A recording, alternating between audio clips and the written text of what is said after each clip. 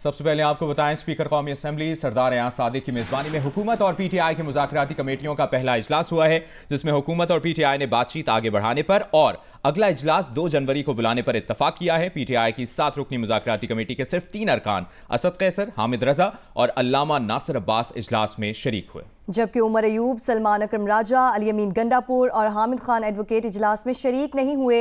हुकूमत की 8 रुकनी मुज़ाकराती कमेटी के 7 अरकान इजलास में पेश हुए हैं। मुज़ाकरात के बाद सेनेटर इरफान सिद्दीकी ने मुश्तरका बयान पढ़ते हुए बताया कि कमेटी का अगला इजलास 2 जनवरी को होगा।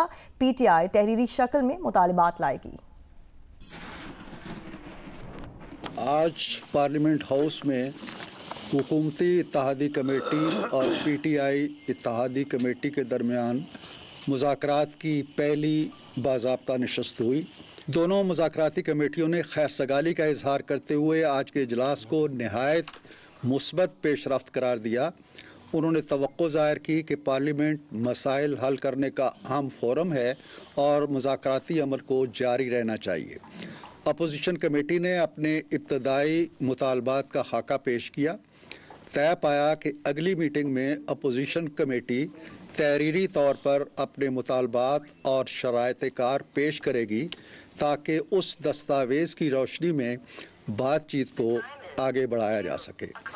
इजलास ने दहशतगर्दी के ख़िलाफ़ जंग में जाने निछावर करने वाले शोहदा के लिए फातह खानी करते हुए इस पुख्ता अज़्म का इजहार किया कि दहशतगर्दी के ख़ात्मे की जंग में हम सब कौम के शाना बशाना खड़े हैं।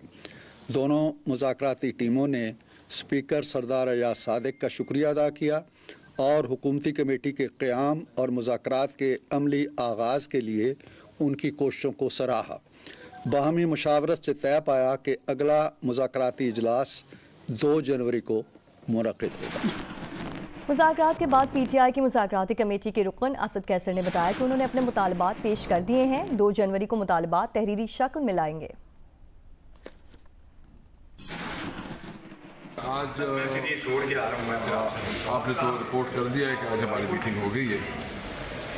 इस पर हमने अपना नुक्ता नज़र इस तरीके से रखा कि 2 हमारा मौक़िफ़ है कि हमारी जितने कैदी हैं इंक्लूडिंग इमरान खान और जो हमारे वर्कर्स हैं इनकी रिहाई और जुडिशल कमीशन के हवाले से जो हमारा मुतालबा है कि सुप्रीम कोर्ट की सीनियर तरीन जज की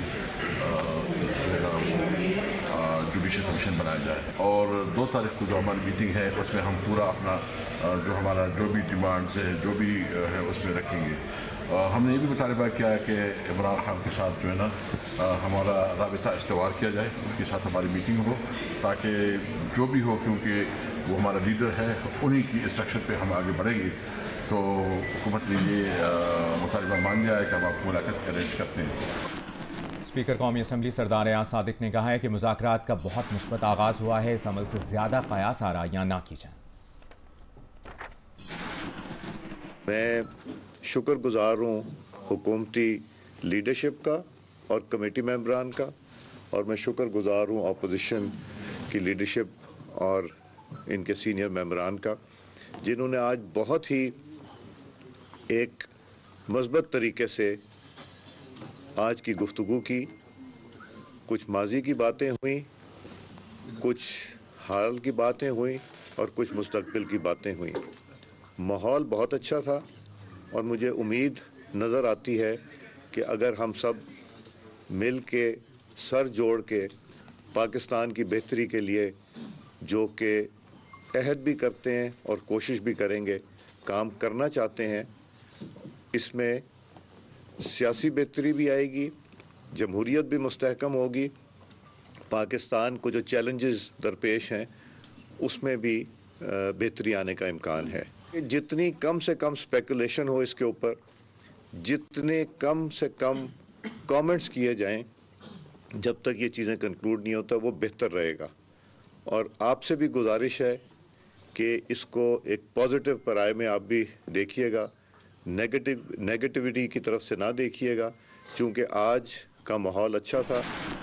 सरबराह MQM पाकिस्तान खालिद मकबूल सिद्दीकी ने कहा है कि जमहूरियत और सियासत में मुकालमे के सिवा कोई गुंजाइश नहीं है। शराइत पहले रख दी जाएं तो बातचीत कामयाब नहीं हो सकती। मुज़ाकरात और मुकालमे के अलावा दूसरी कौन सी गुंजाइश है भाई सियासत वो जमहूरियत में और सियासत में।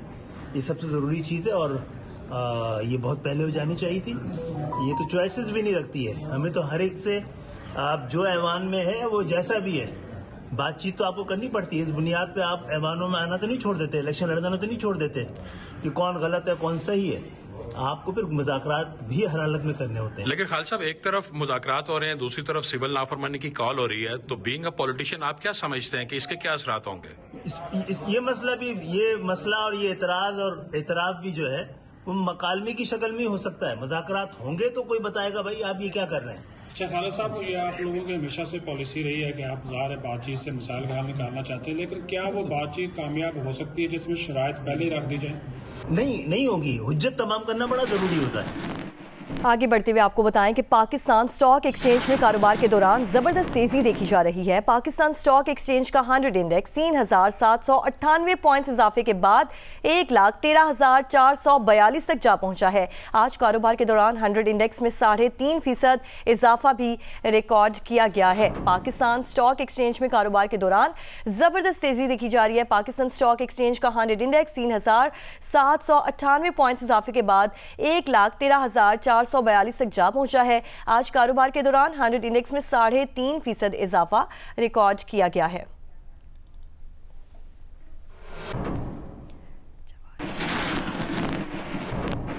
मलका कोसार मरी में अचानक बर्फबारी से सयाहों में खुशी की लहर दौड़ गई है। मरी से मौसम का अहवाल बताएंगे जवाद शौकत अब्बासी।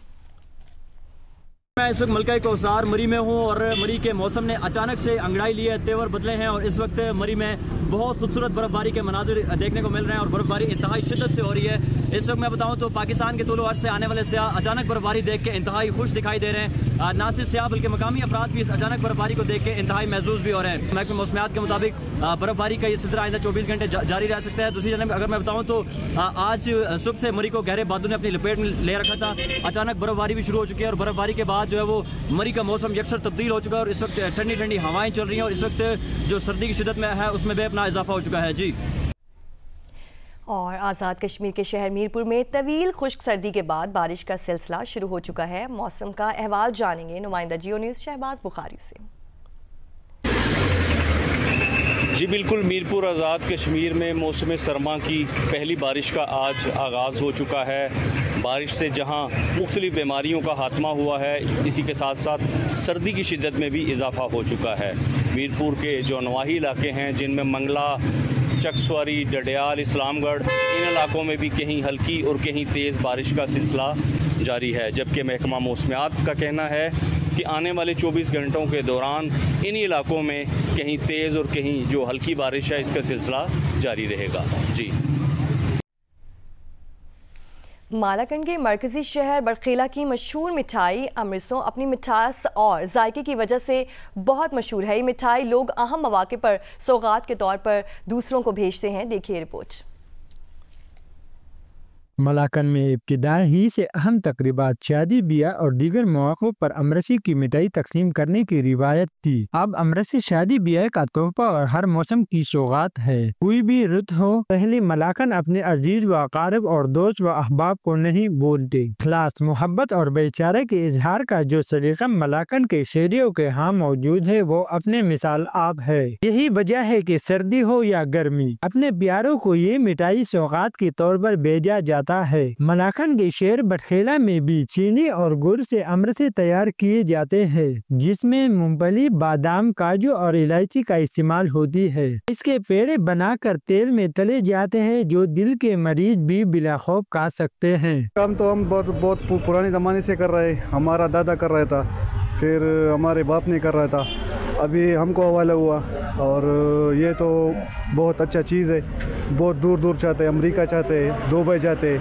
गर्मी हो या सर्दी, गरम गरम तेल में तली जा रही अमरसी की खुशबू हो तो हर कोई इसकी तरफ कैंचा चला आता है। मलाकंड की सौगातों में अमरसे को अपनी आबादियत और कम कीमत होने के बायस खास अहमियत हासिल है, इसलिए ये हर मौसम की मिठाई है। बरखेला के ये अमरसे बहुत मशहूर है, यहाँ से लोग बहुत दूर दूर से आते हैं, इसको ले जाते हैं। ये ताज़ा बनती है और बनों के हिसाब से बनती है। दूर दूर से लोग ये लेते हैं, कराची से आते हैं, बनू से आते हैं।